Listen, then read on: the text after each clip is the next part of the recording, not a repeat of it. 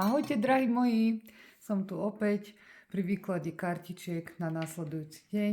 Vítam vás tu všetkých v tento sviatočný deň. Ideme sa pozrieť, čo tarot pre nás má. Samozrejme je to vaše vtedy, keď si to vás nájde alebo to na vás vyskočí. Absolútne to nie je ohraničené dátumom, tento výklad je nadčasový a je to kolektívna energia, to znamená, nemôže pasovať všetkým a ten, ktorý počúva, započúva sa a niečo mu to hovorí a má pocit, že s tým súznie, že to nejako súvisí s tým, čo žije v živote, tak vtedy je to pre ňoho výklad a ak to s tebou nerezonuje, tak nie je to tvoje a hľadať ďalej, je ich tu milión.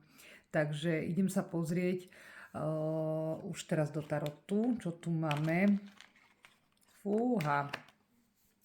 Máme tu 8 mečov a diabla. Čo nám to chce povedať? Veľmi spolu súvisia tieto dve karty. 8 mečov znamená, že si zavretá v kruhu myšlienok a stalo sa z toho tvoje väzenie. Ale máš vedieť, že to si dopustil ty sám. Pretože neustále rozmýšľaš nad niečím, čo chceš rozlúsknuť, vyriešiť, rozkľúčovať, pochopiť a už tak si tým pohltená, že nič iné okolo seba si pomaly nevšimáš a dostávaš sa do pásce, z ktorej nevieš vyliezť von, pretože stále sa točíš v tom kruhu. To presne robí diablik. Hej? Lebo my nemôžeme brať diabla ako nejakú demonickú bytosť, ktorá ťa proste stiahne do pekla a budete tam smažiť alebo niečo takéto. Týmto sa strašia malé deti. Ale skutočný diabol je ten, ktorý sa ti dostane do mysle. A toto je presne ono. To je to, čo ty si sám vpustíš do tej mysle. Kde ty začneš o sebe pochybovať, začneš na seba nadávať, spochybňovať svoje rozhodnutie, privolávať si negatívne scenáre.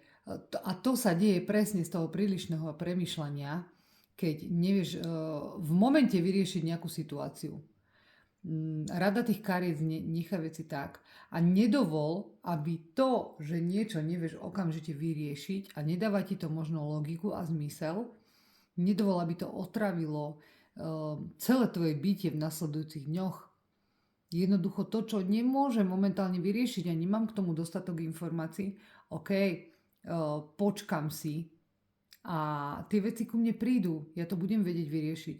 Pretože ak ty budeš tvrdohlavo chcieť za minútu mať všetko čierne alebo biele a vysvetlené a ty nemáš k tomu dostatok vstupov a budeš stále nad tým len rozmýšľať, no tak diablik splnil svoju úlohu, pretože ťa presne zavrtal do samého seba, kde už sú len pochybnosti, kde už je nedostatok dôvery.